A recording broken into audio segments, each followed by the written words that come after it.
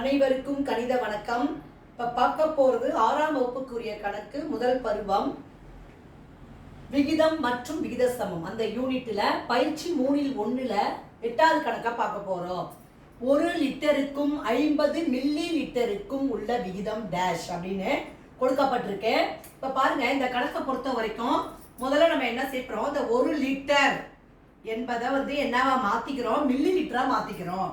1 litre என்பது எதற்கு சமம், 1000 மில்லி லிட்டருக்கு சமம். ஃபர்ஸ்ட் மாத்திக்கிறோம். அப்புறம் என்ன பண்றோம், அந்த 1 லிட்டருக்கும் 50 மில்லி லிட்டருக்குங்கிறப்ப 1000 மில்லி லிட்டர் ஈஸ்ட் அடுத்து என்ன இருக்கு 50 மில்லி லிட்டர். இதே மாதிரி எழுதிக்கிறோம். 1 லிட்டர் என்பது 1000, அடுத்து என்ன கொடுக்குறாங்க 50 மில்லி லிட்டர், அதை எழுதிட்டோம். இப்போ பாருங்க, இப்போ இந்த ஒரு சைபருக்கு இந்த ஒரு சைபரை அடிச்சுட்டேன். இப்போ 5ஆம் வாய்ப்பாடுல இது வகுபடும். அப்ப 2 5 10 25 100 4 5 5.